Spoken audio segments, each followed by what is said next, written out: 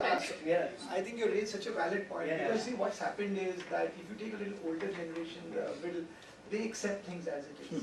The youngsters question everything. They question the status quo. And I don't think anything wrong in it, honestly. There's nothing wrong because actually they are challenging the holy cow. You know, because this is the way to do it. They're saying, why? Why? I mean, is there's a smarter way to do it? So why can't we do it the smarter way? So I think a lot of it is also tempering them, some of the tempering, some of that, and also listening to them. Maybe they've got a valid point, and maybe we are doing something which may not be appropriate at times. Because they're a technology-ready generation. Yes, they have technology in their hands. Their mind is already ahead because you see, we will say that I want to reach here, I'll go 1, 2, 3, 4. He'll say, why not 1 to 4? He'll try to jump there. Now, what the point he's making is valid. Some of them can be arrogant, some of them can be, and they say, okay, I'm not feeling in the mood, I don't want to come today. And there's a client commitment to fulfill, and the guy doesn't come in because he's not in the mood to come to office. Now, one will have to see how to deal with that, and how do you motivate that individual to come into office. So for me, like I say, the biggest thing that we need to do as an organization is motivate that individual to come to office. And that means there must be something there for him or her which makes the environment good where they can come in. And I think that's something that we need to deal. This new generation is a different generation. So what is that something? If you were to put your, this is actually something very interesting, and we would like to figure out whether we can put our fingers on what is it that actually ignites that passion? Because they do come to you, they are a passionate generation. See, they will come to you, you see what's happened is, first of all, they're thinking 5 steps ahead of you. Because you are not as capable in your thinking ability as them. Because they, like from 2 years old, they're on an iPad. And you're just struggling to come on an iPad now. And you're just struggling to come onto an iPad now. So they are like generations ahead of you. I mean, they're generations ahead of you, right? Now, like this one guy was telling me, a 2 years daughter, she knows how to, she does this on the iPad, so she's learned, and every single screen she sees, she starts doing that, wondering why it's not contracting or expanding. Even a 1-year-old will start. So 3 years old son is like, he puts the password on my iPad, I'm surprised. Oh, because you've told him the password. No, interestingly, I didn't. My daughter knew it, and so my daughter taught, she's 7 years old, she taught it to the younger one, oh, you can't open it, put this here, and recognize the numbers, but he knows where to put his fingers. So I think a lot of it also, the way I've seen it in my interactions is, a lot of it comes from whether they are excited about the work they're doing, and whether we are creating that excitement for them. Because are we creating an ecosystem which makes it exciting for those individuals to work there? And have we changed our working style of actually meeting the requirements of these people? I'm not saying you turn the organization on its head, but maybe that's not the right way of doing it. And like somebody, I think you said that today nothing is constant, everything is changing today. So are we recognizing that change? But these guys come with much better ideas. Secondly, they need to respect you. I think a lot comes from whether they respect the leader they work for, and the manager they're working for, whether they have any respect. Because if they don't have respect, you can be rest assured nothing's going to happen then. Either they'll be tuned off, or they'll become non-performers, or they'll become high-handed, or something of that sort. They'll start behaving, and they don't say it many times, but that is reflected in some of their behavior, in the work which is getting churned out. But if you change that manager, because I've seen it actually with some people, you change their performance manager, you see that same individual doing very well. Because you saw talent, what happened here? And then you realize that, okay, there was a wrong guy dealing with this individual. You change them and you see that person blossoming and doing so well. So, and the other point that we have realized now, and maybe a bit too late, is the people who deal with our clients, for us, we always try to put leadership skills, sales skills into our partners, directors. But the people who spend the maximum time with the clients are assistant managers. And the seniors. They are spending, and we don't put any of the sales skills and the other skills into them. And they are the guys who are having maximum interaction. So we are now changing all our training modules to say, how do we get these individuals trained to be able to? So I think we need to understand. I think we all need to look at our business models from time to time, and are we actually imparting the right training? Like you said, at what level, what training you're doing. Like we have a very formatted training, if you ask me, at manager, senior manager, all that is there. but the best training is on-the-job training. There is no better training than on-the-job training, because there is no better learning for business development than taking a youngster with me in a client meeting and let him see how that meeting is conducted. Because over a period of time, he or she will learn, how to sell, how do you sell discreetly, when to stop, when to back off, when do you press the pedal, and when do you close a sale. Because all these cannot be taught by books. There is no way, because each situation will change, and that comes from your mind on the spot thinking which comes up. Because many times sitting here, you suddenly lost interest, in the sale, but you back off now, that is going to happen out here. So person should learn those To balance those emotions. Jayashree, just to add one thing, how to kind of ignite this generation next. I think the most important thing is they are coming from the background where they have been they're on Facebook, Twitter, so that is a teamwork, collaboration and communication. And these three things are missing when they come to the corporate, because there is a communication, but that communication is at the grapevine or it is gossips around. So I think that is one thing which they are looking forward to, the communication, the clear directions. Another thing is the collaboration and the teamwork, because when we hire consultants, we think, okay, they will be independently managing. We are not creating the teams. So as Richard rightly put, so we have a tax consultants, we have the organizations within the organizations, but what is they looking forward is something that, okay, it's a teamwork, because that is what they feel is the right thing. Jo tera hai, wo mera hai. Of course, and that's like that. So I think that's what. And also, the social networking. Sorry, the social networking is actually a big input giver. I don't know how much of us actually take that input from there. Because what they're discussing on the social networking is their challenges and problems, and we're not listening to them.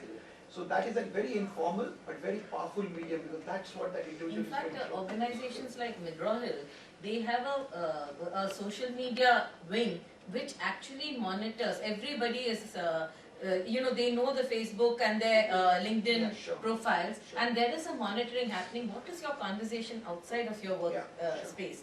What are you talking about? And if there is something that needs to be addressed, because your thought processes, your very attitudes come through in your social media performance, and if you have made it public, then it is only right that the organization also monitors what you are outside the organization. One of the mistakes where the most of the company does is that they end up following their competitors, right? Rather than innovating something on their own. Either a consulting firm or any of the firm, they'll see what my competitor is doing. Oh, they have opened the social media in-house, we'll also open it, right? They have a nice Facebook, let's make our also a nice Facebook or so, So the content where it misses out, right, is that you have intent to go to the campus to hire the youngsters, they are a next generation, and so we were also next generation for our previous ones, right? But here that innovations for handle them in terms of nurturing their talent to a next level and giving them an open opportunity. It's not like only parties and like open environment and certain things, then your work will happen, right? Because at the end of the day, you have to be a productive organization, and then you hire them to get the job done. So innovation levels at first level, it means not copying your competitors by saying, okay, they have done 4 things, or we also did a 4 things, but where is going to lead to, like in terms of the end result. That none of the companies are following today. Even you talk about social media, we see that so many organizations, I also have extended arm of digital marketing and all. Every company wants to have a Facebook page or Twitter followers, and they only want to see how many followers they have it, how many likes they have it. So based on that, they estimate their marketing and visibility of the organization. But actually speaking, they have not gone to a detailing that how it can be utilized as either an employee communication or a customer communication. So which has not been utilized. And then we always blame either to youngsters or to a work environment or to the people sitting on the system from quite some time, that these all are not syncing with each other. But someone has to come and make sure that we as an organization actually have found that our social media initiatives are giving us clues to what should be doing, and from within, even how our employees react to what we are putting on the social media, it gives us clues to what we should be doing and who should be moved where. It's a very good indicator. I think it gives a pulse of the employees, because here they are very vocal, they are expressing themselves, and which they would not like to tell their leaders or their HR. So I think that's the... And we do the predictive modeling because of that, and as an organization we realize that what they speak in social media gives you an indication of what is happening around. And you should make your strategy as a CEO that what they're thinking next generation, and you get it from the social media. They're doing it. So- One more thing I was saying, taking from what Gitanjali is saying, that training them as they come out of, a lot of companies are keeping talent pool in mind, temperament and brashness goes away with maturity. So an organization showing them direction over 1 or 2 years, it becomes a mature person, it can be controlled. They actually keep scores, leadership this much, technical 8, 9, as when they come in. Temperament 4, a very brash guy, most of them are 4 or 5 as they're young. Every year they intervene and see that who people who are actually going to the next level. And they keep that excellent inventory so that idea, the funnel gets only narrower. All of them will not become CEOs, all of them will not become partners, and then the intermission happens every year. A lot of them are doing that at an early stage. That is what actually is helping them maybe have less attrition, because people within the system are getting direction through a tool, and they're actually not leaving the organization. Today also, if you see today, sorry, conventional business and new age business, if you go and look at, you will find a clear differentiation in terms even of the hiring models, right? They will say, I need a minimum 4 years stability in a job. And if you come to the new age business, person will get a lifetime achievement award if you stay for right? So the difference has become so much, right? So where the acceptability has come up, right? So faster we accept, it's a new age. So they think something is wrong with you. But how important is it to actually engage students while they are students in academic institutions, maybe at UG levels or maybe at MBA and PG levels, with projects where the confidentiality is not very great, but you are actually making them industry ready with your projects, and like you said, there's a freshness, there is a excitement with students, which you can actually assess even when they are interns with you. Actually, I'll just say here, because the kind of projects most of the middle level institutions are doing are very cut, copy, paste kind of jobs. What you actually need is what we call onto the market kind of projects, where it has some relevance to what's happening in the market. Maybe a couple of years behind they are, but that sense of urgency, the time to market, the user interface, the quality of impact it could have for the business or the contribution it will make, all that should become visible while doing the project. That's not happening, and that wouldn't happen if we leave it only to the academic faculty. That's our biggest challenge.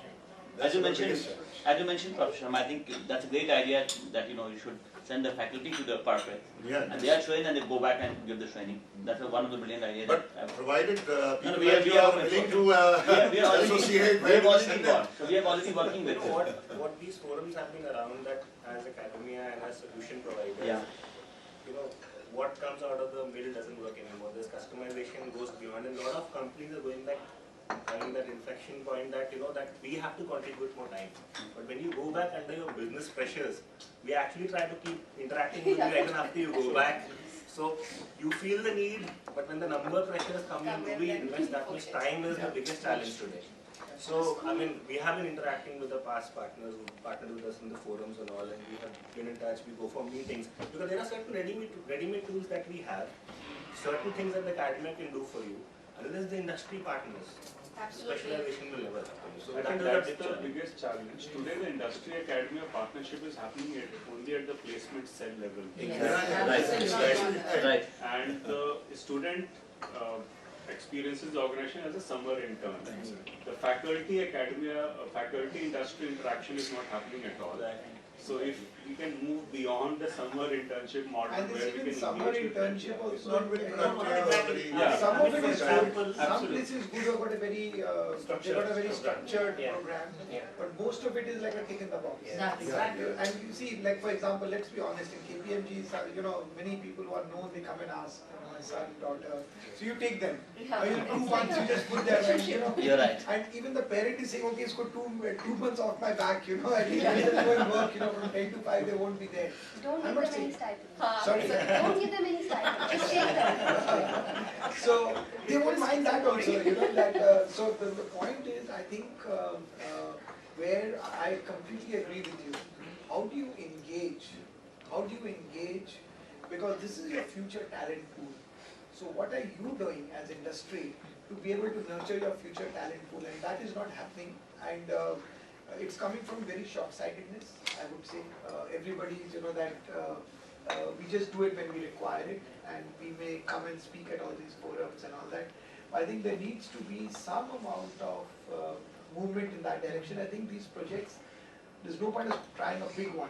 Start it small with few things. And maybe then, small aspects of your projects Yes. can be shared with the academia. Yeah. But if there is a professor there, if there is a team of hand-picked students, and you're working with them, I find this because we have a big research team. We have about 18 people on our research team and research and content team.